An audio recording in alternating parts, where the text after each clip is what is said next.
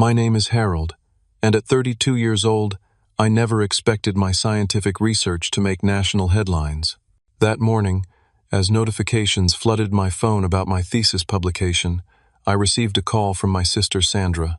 Her voice trembled as she informed me, "Our parents were furious. They discovered my success on Facebook, along with everyone else.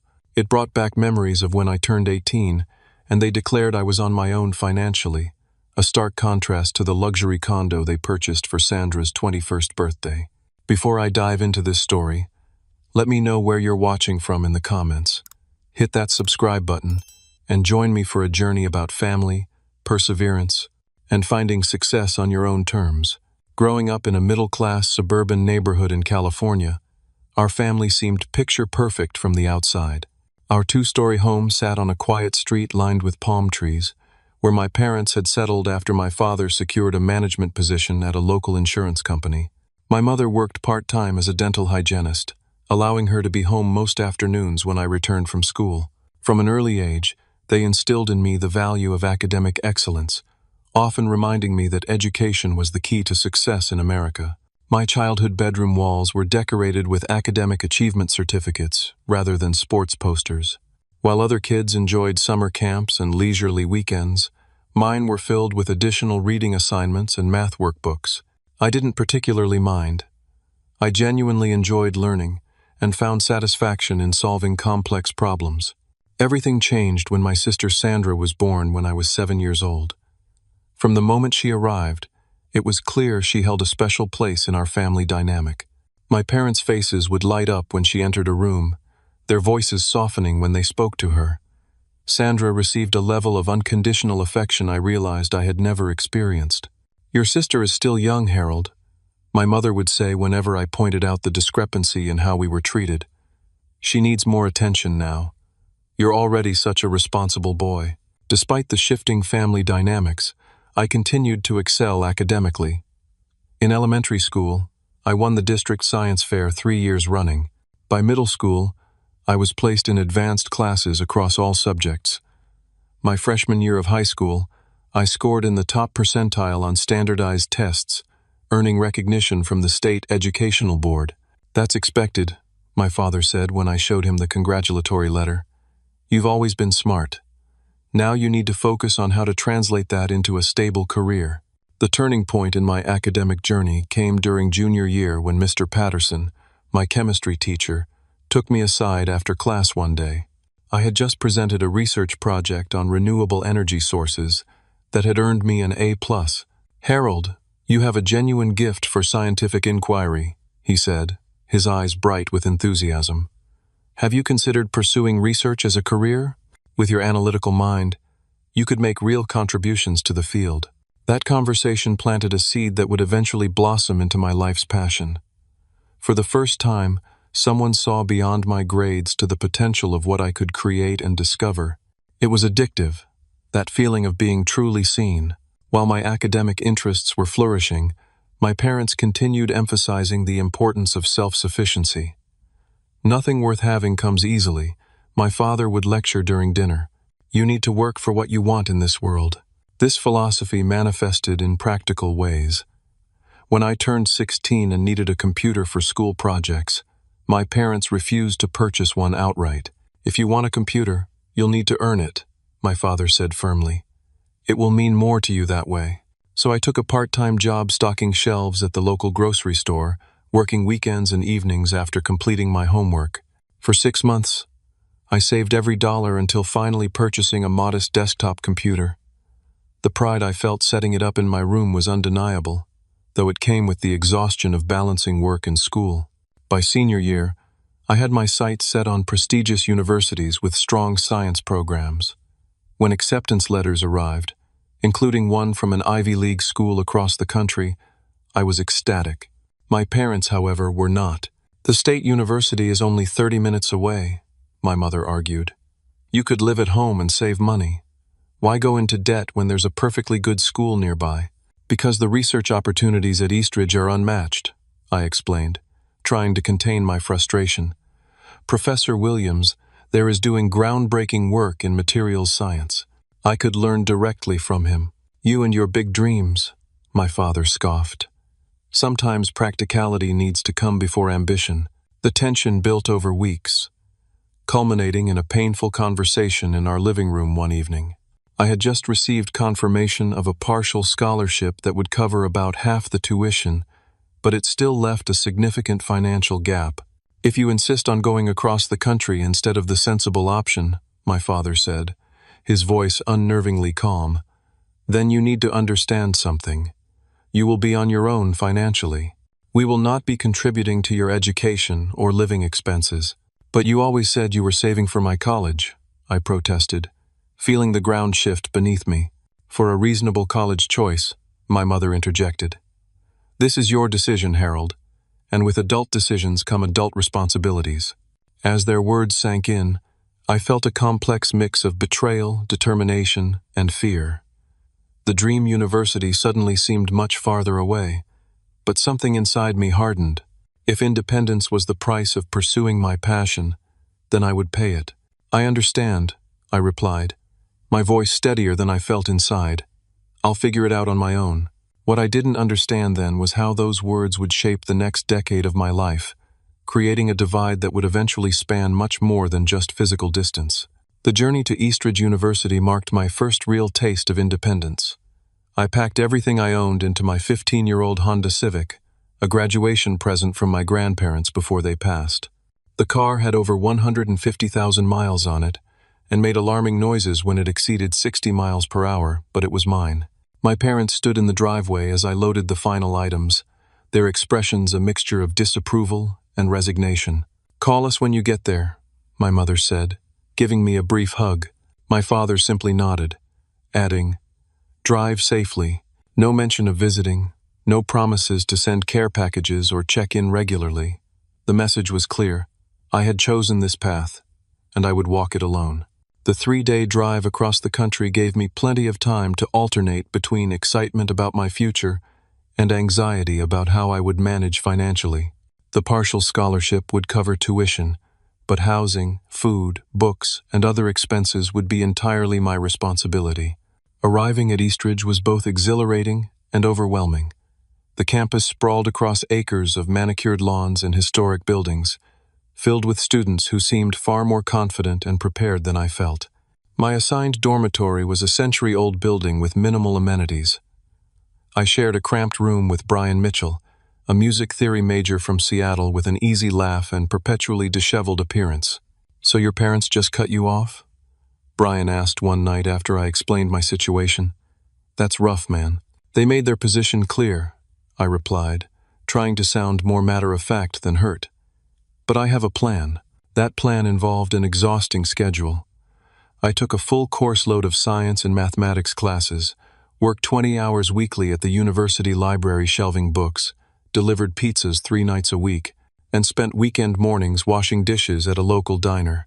Between shifts, I studied in any quiet corner I could find, often surviving on minimal sleep. There were moments of utter exhaustion that first semester, when I questioned whether I had made the right choice. One particularly low point came during midterms week. After working a double shift at the diner, I had stayed up all night finishing a chemistry lab report. During my morning physics exam, the equations on the page began to blur together. I barely made it through the test before rushing to the bathroom, where I splashed cold water on my face and tried not to cry from sheer fatigue. Brian became an unexpected source of support during these challenging times. He would save me leftovers when I missed dinner at the dining hall, offer his notes when I missed a class due to work, and sometimes just listen when I needed to vent. "You're working harder than anyone I know," he told me once. "Most people would have given up by now." My calls home grew increasingly infrequent and brief. Conversations with my parents followed a predictable pattern. Superficial inquiries about classes, reminders to make practical decisions, and updates about Sandra that emphasized how well she was doing in high school. There was never any acknowledgement of my struggles or offers of assistance. During my sophomore year, I received a text message from Sandra with a photo attached. It showed her standing beside a brand-new Toyota Camry, beaming with pride.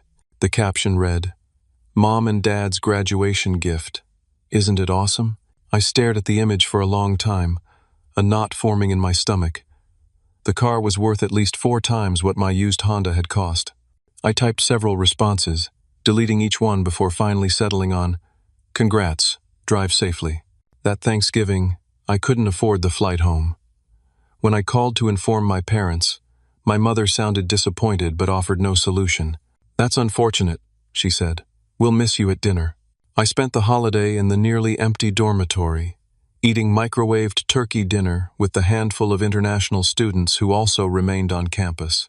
Though they welcomed me warmly, I couldn't shake the feeling of being forgotten by my own family. The turning point in my academic career came during junior year, when Professor Michael Davidson noticed my consistent top performance in his Advanced Materials Science course. After class one day, he approached me with an unexpected offer. "Harold, I'm assembling a small research team for a project on sustainable polymers," he said. "Your work in this class has been exceptional. Would you be interested in joining us?" The opportunity was incredible, offering not only valuable research experience, but also a modest stipend that would allow me to reduce my hours at one of my jobs. Under Professor Davidson's mentorship, I discovered my true calling in materials science innovation. "You have a natural intuition for this work," he commented after I proposed a modification to their experimental approach that yielded better results. "Have you considered graduate studies?" Until that moment, I had been focused solely on completing my undergraduate degree and finding employment that would provide financial stability. The idea of continuing to master's and potentially doctorate studies seemed financially impossible. "I don't think I can afford more schooling," I admitted. "There are fellowships and research assistantships that cover tuition and provide stipends," Professor Davidson explained. "With your abilities, you would be a strong candidate." That conversation opened a door I hadn't allowed myself to consider. When Professor Davidson offered to recommend me for the university's accelerated master's program with a full scholarship and research assistantship, it felt like validation of every sacrifice I had made. For the first time since leaving home, I allowed myself to believe that my difficult choice had been the right one. As I approached graduation, I had survived 4 years of grueling work and study, maintained a nearly perfect GPA, and secured a path to continue my education without accumulating debt. The only shadow on these accomplishments was knowing that when I walked across the stage to receive my diploma, there would be no family members in the audience cheering me on. After completing my undergraduate degree, and before beginning the master's program, I decided to visit home for the first time in nearly 2 years. The decision wasn't easy, but a part of me hoped that time and my academic success might have softened my parents' stance. Driving up to my childhood home felt strangely disorienting. Everything looked the same, from the neatly trimmed hedges to the hanging basket of petunias by the front door, yet I felt like a visitor rather than a returning son. My mother opened the door with a smile that didn't quite reach her eyes. "Harold, you made it. Come in, dinner's almost ready." My father emerged from his study, offering a firm handshake instead of a hug. "How was the drive?" The conversation around the dinner table was stilted and superficial. My parents asked generic questions about my classes but showed little interest in the details of my research or the challenges I had overcome. When I mentioned Professor Davidson's mentorship and my acceptance to the master's program, my father nodded without enthusiasm. "Just make sure this advanced degree translates to actual employment," he said. "Academic achievements mean nothing without financial security." Sandra, now a college sophomore herself at the state university while living at home, dominated the conversation with stories about her social life and the marketing internship my father had arranged through a business connection. "Everyone at the company loves her," my mother beamed. "The director said she has natural talent." I forced a smile and offered congratulations, trying to suppress the sting of knowing my accomplishments had never earned such unconditional praise. Later that evening, Sandra burst into my old bedroom, now redecorated as a guest room with no trace of my childhood remaining. "Almost forgot to tell you," she said excitedly. "Mom and Dad are throwing me a massive 21st birthday party next weekend. You have to stay for it." The timing was tight with my research assistantship starting soon, but refusing would only create more tension. "Sure, I'll be there." The party was held at an upscale country club where my father occasionally golfed with business associates. At least 100 guests attended, including family, friends, relatives, and Sandra's extensive social circle. I recognized few faces and stood awkwardly on the periphery of conversations, feeling like an intruder at a stranger's celebration. After dinner and several speeches praising Sandra's many qualities, my father clinked his glass for attention and motioned for my sister to join him at the center of the room. As many of you know, our Sandra has always had a special place in our hearts, he began, his voice warm with affection I barely recognized. She has brought us nothing but joy and pride. Now, as she turns 21 and continues to excel in her studies while already building her professional network, her mother and I wanted to give her something special to mark this milestone. My father handed Sandra a small gift box.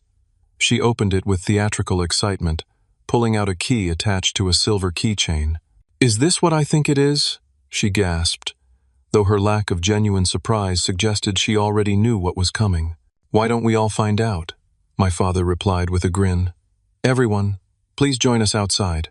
The crowd moved to the country club's front entrance, where my parents' event planner had arranged for a small bus to transport everyone to the surprise location. I followed mechanically, a sense of dread building in my chest. 20 minutes later, we arrived at a new luxury condominium development in one of the city's most desirable neighborhoods. The bus stopped in front of a sleek building with floor-to-ceiling windows and a uniformed doorman.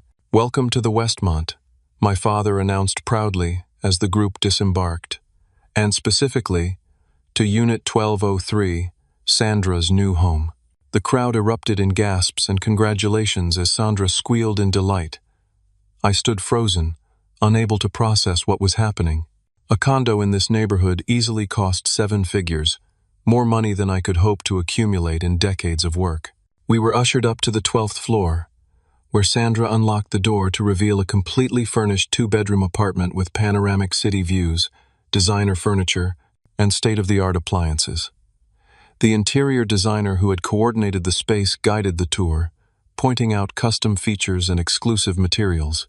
The Italian marble countertops were specially imported, she explained as guests oohed and ahed, and all the furniture is from Restoration Hardware's premium collection. As people wandered through the apartment, exclaiming over its luxuries, I felt as though I were having an out-of-body experience. Memories flashed through my mind, working the overnight shift at the pizza place to cover my textbook costs, the broken heater in my off-campus apartment that the landlord wouldn't fix for weeks in the dead of winter, eating ramen noodles for days to stretch my food budget until payday. "Isn't this amazing?" a voice beside me asked. It was my mother, beaming with pride at the opulent surroundings. Sandra deserves a good start in life. I couldn't form a response.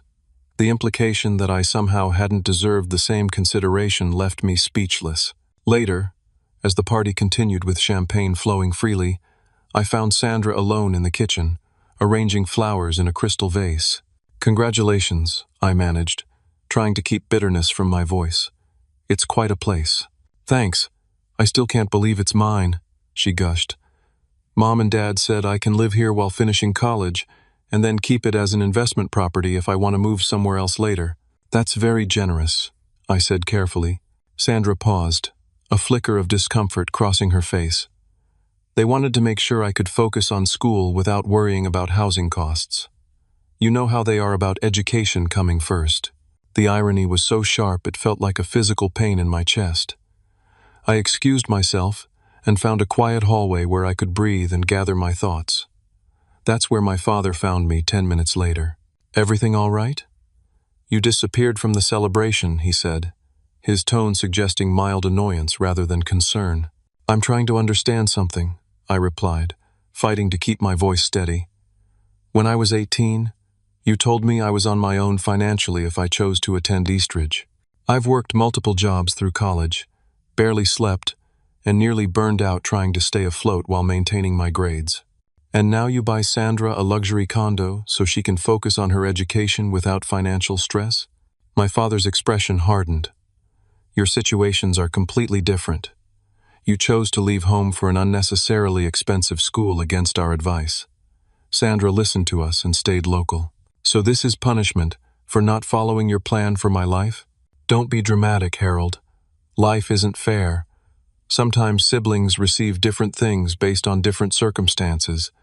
Sandra needed this support. You've proven you can succeed independently. Needed?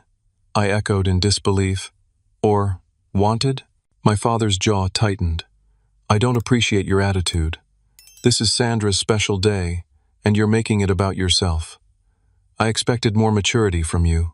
With that, he turned and walked back to the party, leaving me with the clear message that my feelings on the matter were irrelevant. In that moment, something fundamentally shifted in my perception of my family and my place within it. I wasn't just financially on my own, I was emotionally isolated as well.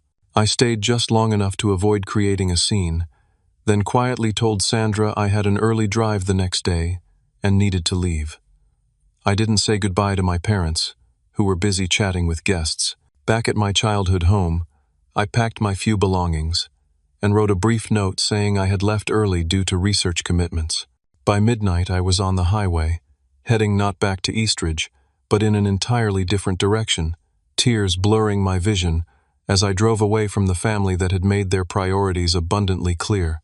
The highway stretched endlessly before me as I drove through the night, putting as much distance as possible between myself and the painful revelation of my family's preferential treatment. Streetlights cast intermittent glows across the dashboard, illuminating my white-knuckled grip on the steering wheel.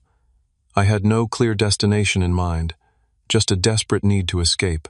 Somewhere around 3 a.m, exhaustion forced me to pull into a roadside motel. As I collapsed onto the thin mattress, the full weight of what had transpired hit me in waves. The luxury condo, the carefree smile on Sandra's face, my father's dismissive words, all swirled together in a toxic mixture of hurt and betrayal. My phone buzzed with a text message from Brian, my former roommate who had remained a loyal friend despite the distance. "How'd the homecoming go? You alive?" he wrote. I stared at the screen for a long moment before typing a response that barely scratched the surface of my emotional turmoil. They bought Sandra a $1 million condo for her birthday while I worked 3 jobs to buy ramen. Brian's reply came quickly. "What the actual hell? Call me." Hearing a friendly voice provided momentary relief as I recounted the events of the past few days. Brian listened without interrupting, then offered his characteristically blunt assessment. "Your parents are playing favorites so blatantly it's almost impressive. What's your next move?" "I don't know," I admitted. "I'm in a motel somewhere in Nevada. I just started driving." "Come to Portland," he suggested without hesitation. "I have a spare room in my apartment since Kyle moved out. It's nothing fancy, but you can crash while figuring things out." Brian's offer provided the direction I desperately needed.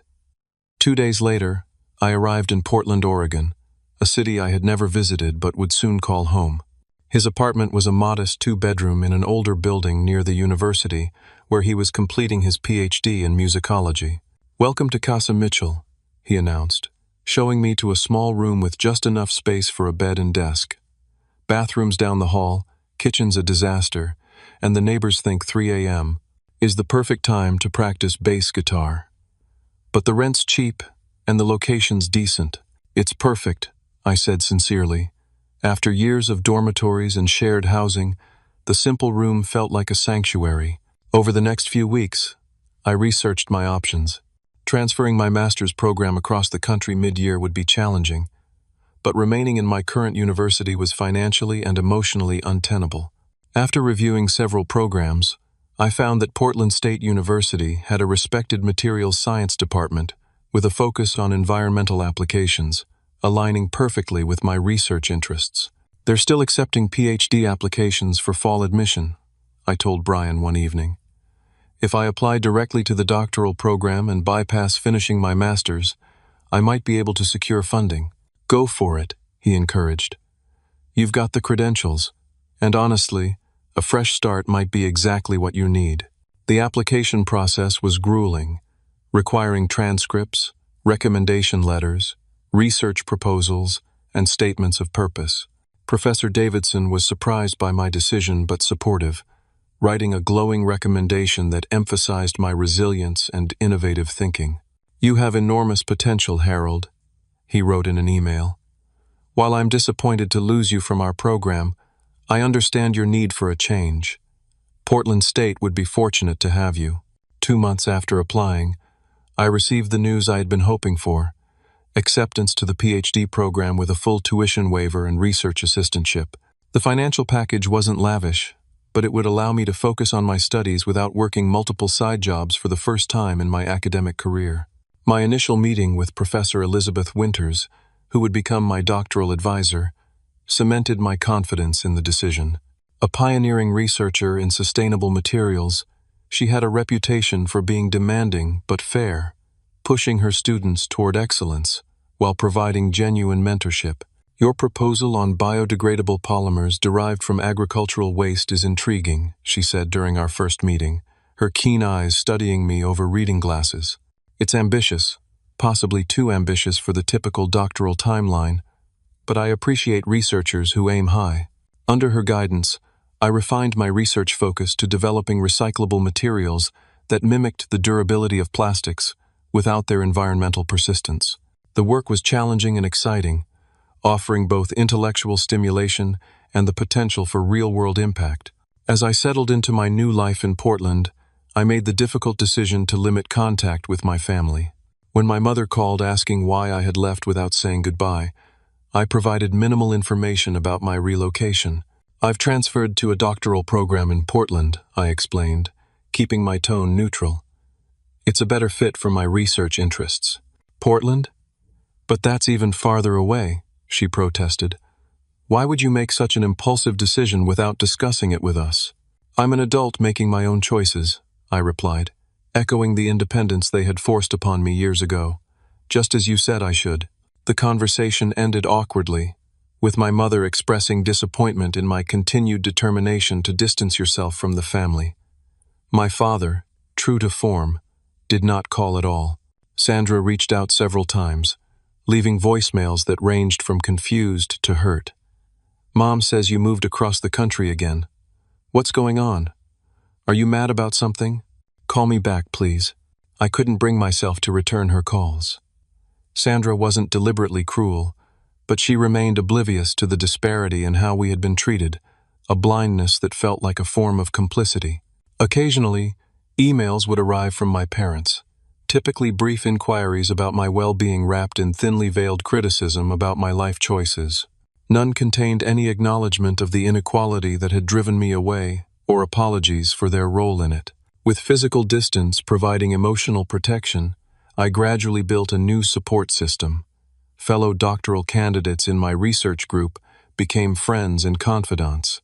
We shared the unique pressures of academic research, celebrated small victories in the lab, and commiserated over setbacks. Professor Winters introduced me to her network of colleagues in the field, opening doors to conferences and collaborative opportunities.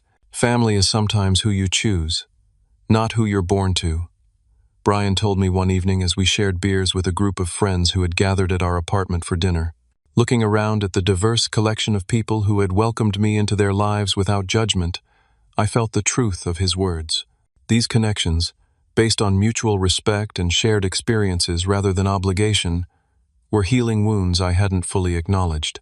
Portland became home in a way that neither my childhood house nor college town had ever been. I discovered hiking trails in the surrounding mountains, developed an appreciation for local craft beers, and even adopted a rescue cat named Newton, who kept me company during late nights of writing and research.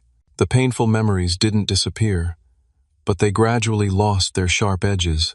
With each small success in my research, each new friendship formed, each season that passed without the drama of family obligations, I built a life that was authentically mine, shaped by my own choices rather than reactions to others' expectations or rejections. As my first year in Portland drew to a close, I received a holiday card from my parents with a family photo featuring them and Sandra standing in front of her condo. The message inside read simply, "Wishing you well. We miss having you in the family photos." The absence of any invitation to visit or acknowledgement of my new life spoke volumes. I placed the card in a drawer rather than displaying it, a symbolic relegation of my birth family to the background of my life. My true family was now the one I was creating day by day, connection by connection, in this city that had offered me a second chance at belonging. The fluorescent lights of the laboratory hummed softly, as I peered into a microscope at 2 in the morning, the only sounds the occasional whir of ventilation systems and the tapping of my pencil against the lab notebook. Sleep had become a luxury I could rarely afford as my doctoral research intensified. The university building was nearly deserted at this hour, which suited my purposes perfectly. Uninterrupted access to equipment meant faster progress.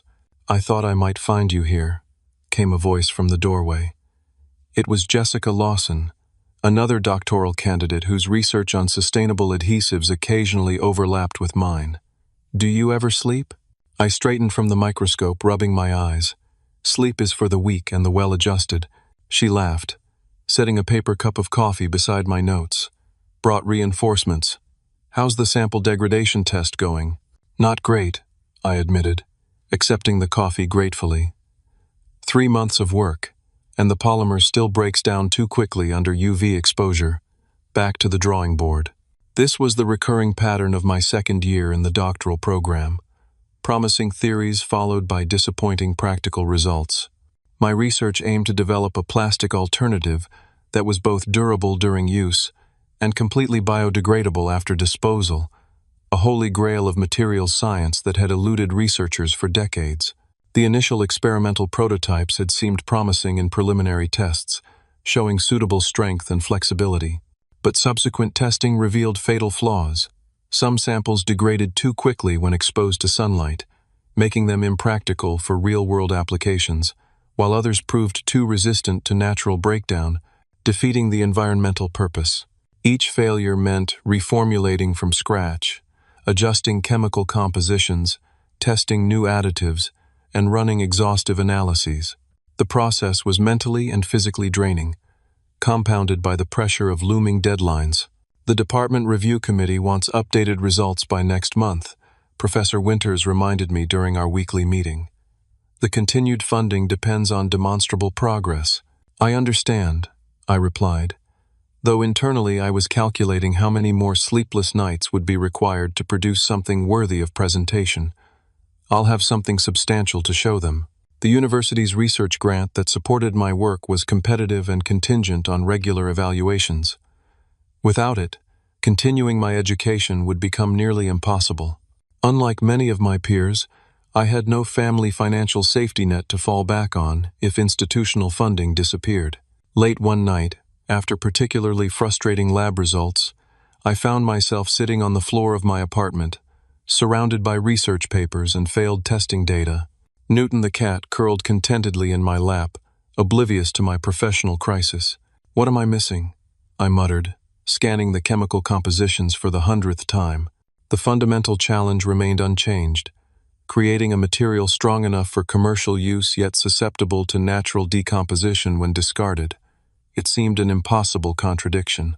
The breakthrough came not from a scientific journal or sophisticated analysis, but from an unexpected source. While hiking on a rare free weekend, I observed how fallen trees decompose differently depending on their exposure to soil microorganisms. Some sections remained intact while others rapidly returned to the earth. What if the trigger for degradation isn't just UV light or water, but specific biological agents? I theorized to Professor Winters the following Monday. We could design a polymer that remains stable indefinitely, unless exposed to particular enzymes, found only in composting conditions. She considered the concept thoughtfully. "It's an interesting approach, but enormously complex. You'd essentially be creating a material with conditional stability." "Exactly," I said, energized by her understanding. "Functionally permanent, until intentionally decomposed." With this new direction, my research gained momentum. I designed experimental polymers with molecular structures resistant to environmental stressors, but vulnerable to specific enzymatic action. The initial results were promising enough to secure continued funding, though practical applications remained theoretical. The real breakthrough occurred during the 24th month of experimentation, after countless failures and refinements. A sample subjected to simulated weathering maintained structural integrity, then decomposed completely when introduced to a composting environment containing specific bacterial strains. "It works," I whispered incredulously, staring at the data readouts. "It actually works." Jessica was the first person I told, calling her at an unreasonable hour with news that couldn't wait until morning. The conditional degradation pathway is viable. Come see the results yourself. She arrived at the lab still wearing pajama pants under her coat. This better be worth interrupting my first decent sleep in weeks, she grumbled, before falling silent as I showed her the before and after samples and corresponding data. Harold, she said finally, do you realize what you've done? This could change everything about how we approach disposable materials.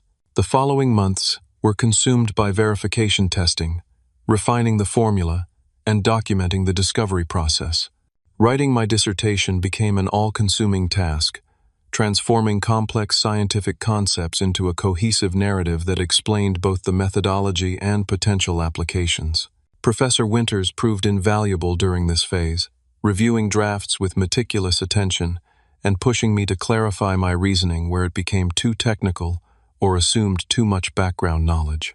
Your work deserves to be understood beyond a small circle of specialists, she insisted. The environmental implications alone warrant broader communication. As my defense date approached, anxiety and excitement warred within me.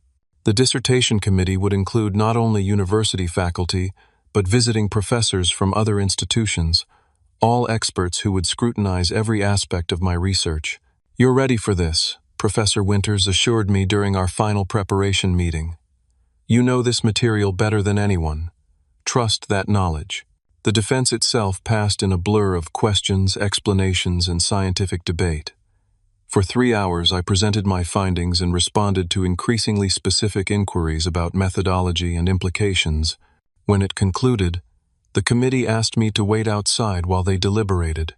20 minutes later, Professor Winters emerged with a rare, full smile. Congratulations, Dr. Lawson. Your dissertation has been accepted with distinction. The sense of accomplishment was overwhelming. After years of financial struggle, academic challenges, and personal sacrifices, I had reached the summit I had been climbing toward since leaving home. Yet as I accepted congratulations from colleagues and professors, I felt a hollow space where family celebration should have been. The graduation ceremony took place on a brilliantly sunny day in May. As I donned the doctoral regalia and prepared to walk across the stage, I scanned the audience reflexively, knowing I would see no familiar faces from my childhood, but unable to suppress the ingrained habit. Jessica noticed my expression and squeezed my arm. We're all here for you, she said, gesturing to our research group, Professor Winters, and friends including Brian, who had made signs with embarrassingly enthusiastic messages of support. As my name was called and I accepted my diploma, their cheers echoed through the auditorium. In that moment, I understood that while blood connections had failed me, the family I had chosen would never let me stand alone. The local university paper ran a feature on my research the following week, highlighting its potential environmental impact. This caught the attention of a regional science correspondent who requested an interview about practical applications of the biodegradable polymer. Your approach differs from previous attempts at sustainable materials, the journalist noted during our conversation. Most researchers focus on either durability or degradability, but you've managed to incorporate both conditionally. The key was recognizing that these aren't mutually exclusive properties if the degradation pathway is properly controlled, I explained, finding unexpected enjoyment in translating complex concepts for a broader audience. The resulting article appeared in several scientific publications, generating interest from environmental organizations and materials manufacturers. Each new contact and expression of interest validated not just my research but the difficult path I had chosen years before, when I decided to pursue my passion despite lack of family support. As my professional recognition grew, I occasionally wondered if news of my success would reach my parents through academic or scientific channels. The answer came in an unexpected form, setting in motion events that would force me to confront the family issues I had carefully compartmentalized for years. The email from the editor of Nature Materials arrived on a rainy Tuesday morning as I sipped coffee in my office at the university, where I had accepted a postdoctoral research position following graduation. We are pleased to inform you that your paper, Enzymatically Triggered Biodegradation of Synthetic Polymers, a New Approach to Sustainable Materials, has been accepted for publication in our upcoming special issue on environmental innovation. I read the message 3 times, barely believing what I was seeing. Nature Materials was among the most prestigious scientific journals in the field, with an acceptance rate below 8%. Publication would exponentially increase the visibility and credibility of my research. Professor Winters knocked on my open-door moments after I forwarded her the email. "I just saw the news," she said, beaming. "This is exceptional, Harold. Very few researchers at your career stage achieve publication in a journal of this caliber." "I still can't quite believe it," I admitted. "It feels surreal." "Believe it," she insisted, "and prepare yourself for what comes next. This level of publication tends to generate significant attention." Her prediction proved accurate. Within days of the article appearing online, my inbox flooded with messages from fellow researchers, environmental advocacy groups, and industry representatives interested in potential applications. The University Public Relations Department arranged a series of interviews with science journalists eager to explain the breakthrough to a general audience. The coverage expanded beyond scientific circles when a major news outlet ran a feature on promising environmental innovations. My research was highlighted as a potential game-changer in addressing plastic pollution, complete with a photo of me in the laboratory and quotes from the paper. "The scientist behind this breakthrough material might revolutionize how we think about disposable products," the article proclaimed, an assessment that felt both exhilarating and intimidating in its implications. More mainstream coverage followed. A cable news science program invited me for an interview, during which the host asked about practical applications for everyday consumers. "Imagine packaging that remains perfectly stable on store shelves and in your home, but completely breaks down in commercial composting facilities," I explained. "No special handling required, no persistent waste in landfills or oceans. That's the potential we're working toward." The segment aired nationally during prime time, bringing my research to audiences far beyond academic and scientific communities. Watching myself on television was disorienting, the surreal culmination of a journey that had begun with that chemistry teacher's encouragement years ago. As public interest grew, so did commercial opportunities. A major materials corporation reached out to discuss licensing the technology for development. "We believe your polymer formulation could have significant market applications," their representative explained during our initial meeting. "We'd like to explore a partnership to scale production and integrate it into consumer products." The potential for my research to move from theoretical to practical, from laboratory to everyday life, was the fulfillment of ambitions I had scarcely allowed myself to acknowledge. The financial implications were substantial as well. The proposed licensing agreement would provide security I had never known. Amidst this professional whirlwind, I received an unexpected call one evening from a number I nearly didn't recognize. It had been over a year since we last spoke. "Harold, it's Sandra." Her voice triggered a complex mix of emotions I had successfully suppressed through immersion in my work. "Sandra, this is surprising. I saw you on television last night," she said, sounding both impressed and uncertain. "Your research sounds amazing. Why didn't you tell us about any of this?" The question carried an unintended irony that nearly made me laugh. "I haven't exactly been on the family update list for a while." "That's not fair," she protested. "You're the one who disappeared and barely responds to messages." Rather than argue, I asked, "How did you get this number?" "I changed it when I moved." "Jessica, from your lab," she replied. "I found her email on the university website and explained I was your sister, trying to reach you about a family matter." Mental note: discuss boundaries with lab colleagues. What family matter? Sandra hesitated before answering. "Mom and Dad saw the news report too. They found out about your success the same way everyone else did, through Facebook posts linking to articles about your research. Dad is, well, he's pretty angry that you never told them about any of this." The absurdity was almost perfect. After years of emotional and financial abandonment, my father felt entitled to advance notice of my professional achievements. "Their reaction to seeing my success is anger?" I asked, unable to keep the incredulity from my voice. "It's complicated," Sandra sighed. "I think they're proud but hurt. They keep saying they had to learn about their son's breakthrough research from neighbors and friends congratulating them," Mom cried. "A decade ago, Those words would have pierced me with guilt. Now, they barely penetrated the protective layers I had built around my heart. I'm not sure what response they expected after making it crystal clear I was on my own. That was years ago, Harold. People change. Families evolve.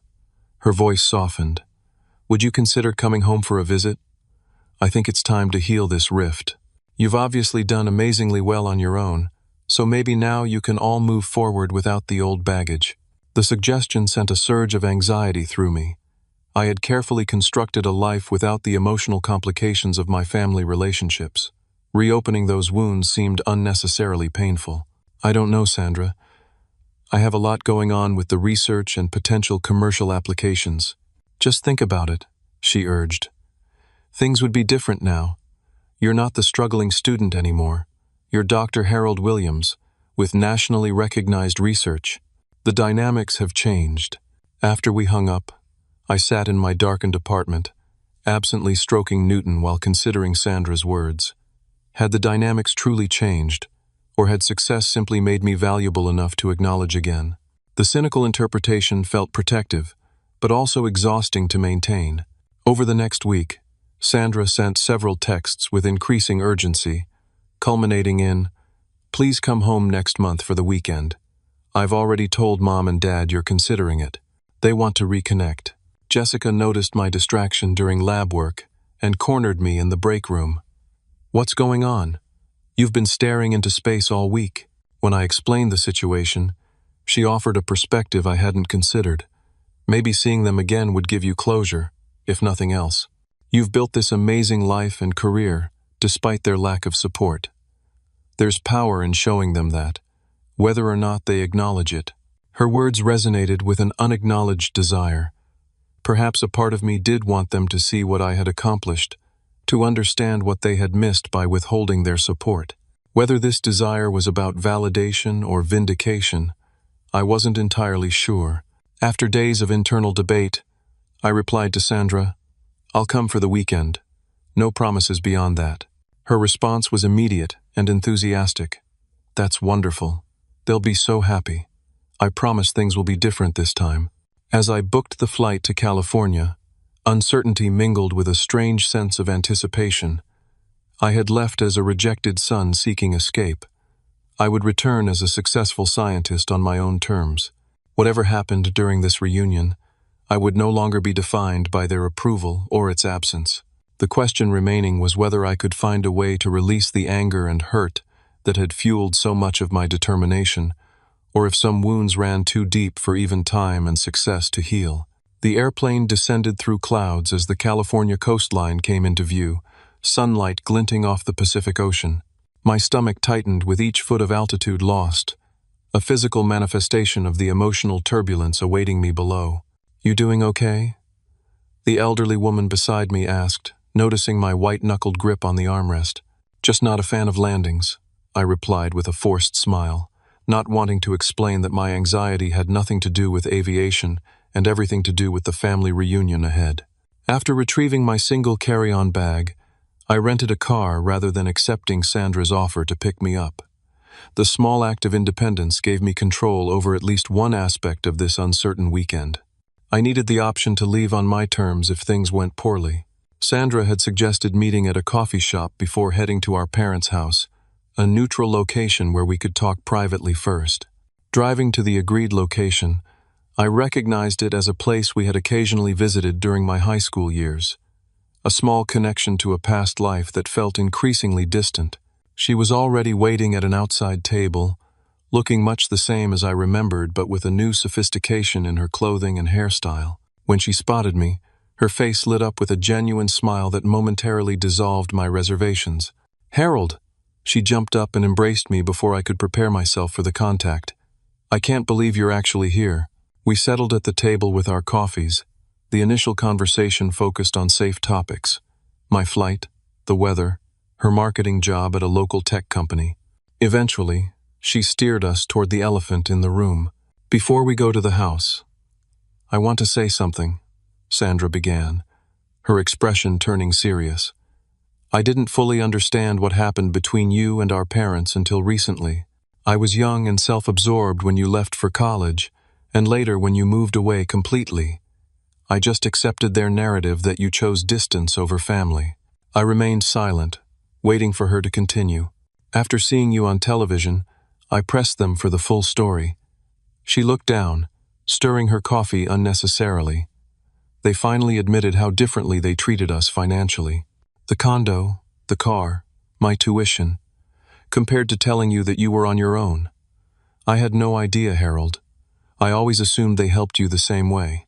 The acknowledgement I had never expected to hear loosened something tight within my chest. Thank you for saying that. It means a lot. I feel terrible, she continued. All these years, I've been benefiting from their generosity while you were struggling, and I never questioned it. That makes me complicit in their unfairness. You were young, I offered, surprising myself with the genuine absolution. We don't question the advantages we're given. That's human nature. Still, I should have seen it, especially after they gave me the condo. She reached across the table, hesitantly touching my hand. I'm sorry, Harold. Truly sorry. The sincerity in her eyes helped dissolve some of the resentment I had carried toward her. Sandra hadn't created the disparity, even if she had benefited from it. What should I expect from them today? I asked, refocusing on the immediate challenge. They're nervous, she admitted. Dad's been cleaning the garage all week, which is what he does when he's anxious. Mom's cooked enough food for an army.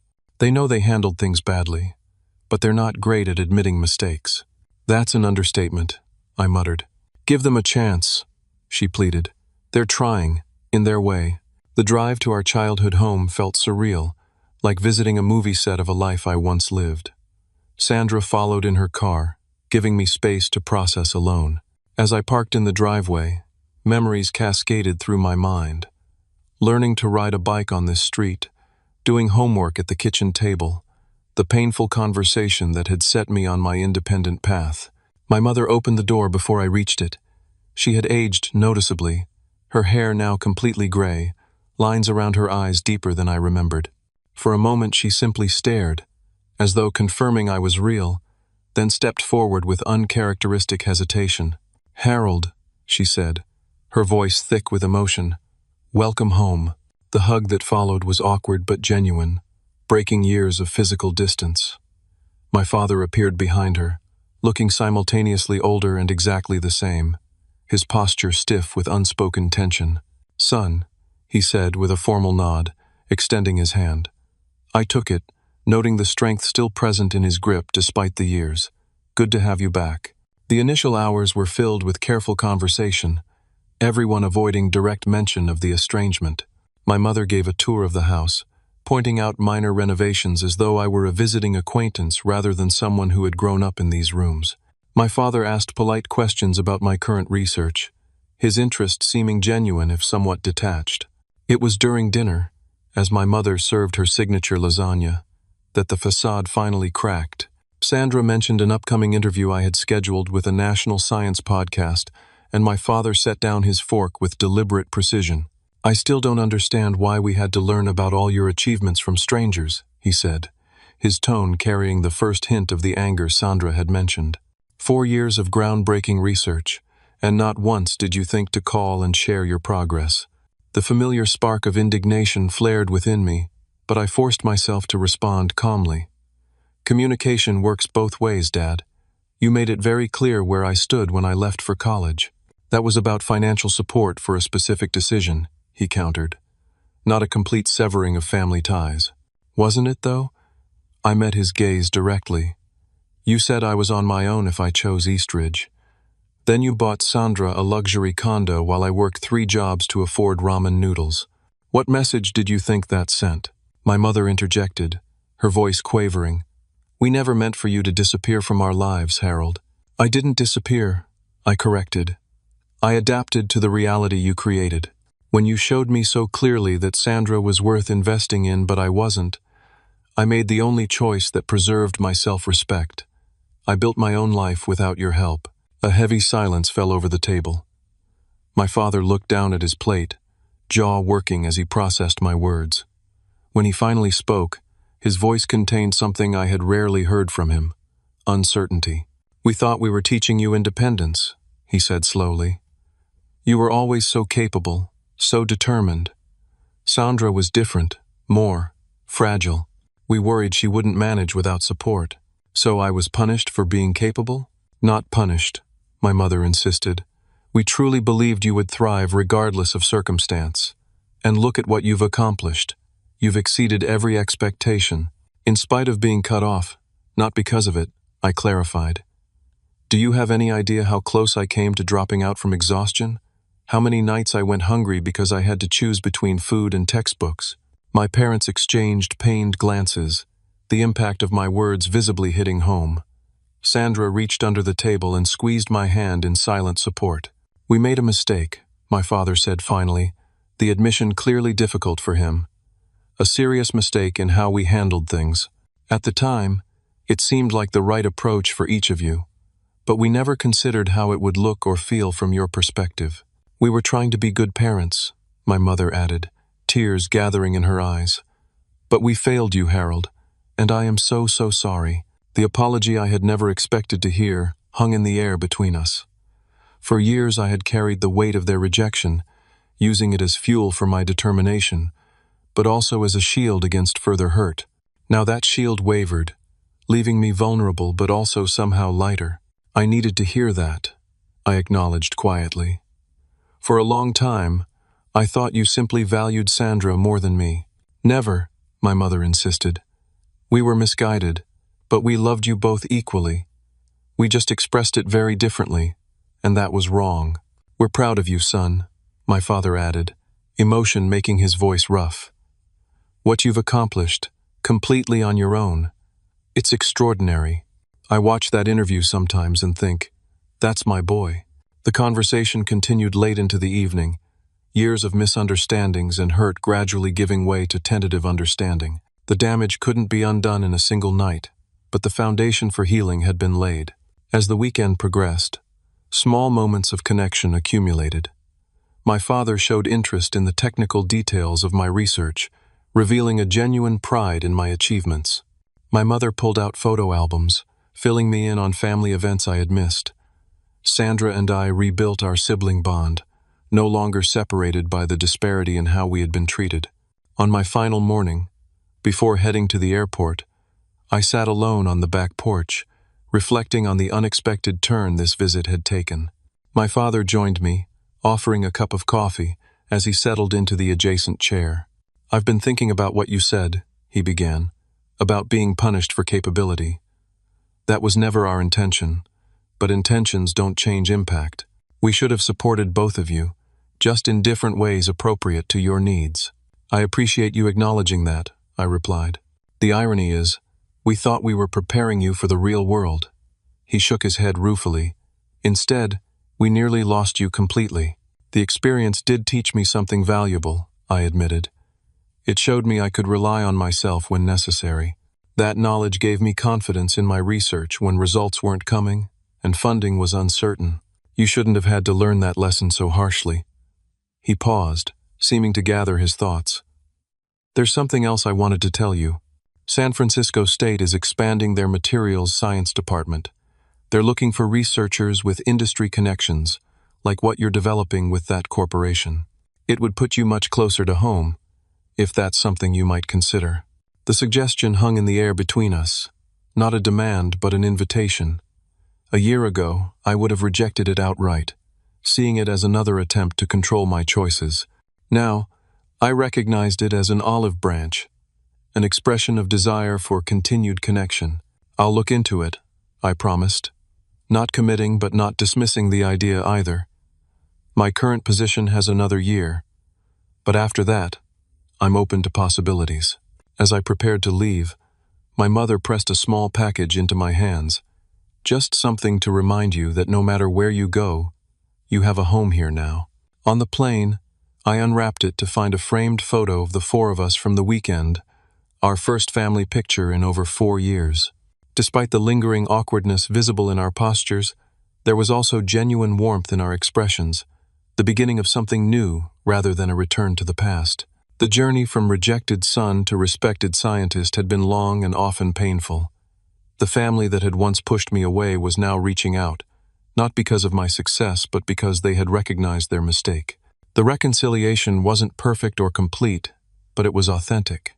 Looking back, I realized that while their actions had wounded me deeply, they had also inadvertently set me on a path to discovering my own strength. The hardships I endured became the foundation for resilience that served me well in the challenging world of scientific research. The family I built among friends and colleagues taught me that support can come from unexpected sources when traditional ones fail. Most importantly, I learned that true independence isn't about rejecting connection, but about choosing connections that are healthy and reciprocal. Sometimes the family we're born into needs to evolve, just as we do, before those relationships can flourish. As the plane climbed through clouds toward home, I recognized that the anger I had carried for so long had served its purpose, fueling my determination when I needed it most. Now, I could begin to release it, not for my parents' sake but for my own peace. The future held possibilities for a relationship built on mutual respect rather than obligation or resentment. I don't know if your family has ever treated you unfairly or made you feel less valued than you deserve. Maybe you've struggled to prove yourself while watching others receive support that was denied to you. If that resonates with your experience, I hope my story offers some comfort. Sometimes the hardest paths lead to the most meaningful destinations, and the family we create can be as important as the one we're born into. Have you ever had to rebuild a damaged relationship or found strength in adversity that surprised you? Share your experiences in the comments below. And if this story meant something to you, please subscribe and hit the like button. Your support helps me continue sharing these personal journeys. Thank you for listening, and remember that sometimes the greatest success is not what you achieve, but who you become along the way.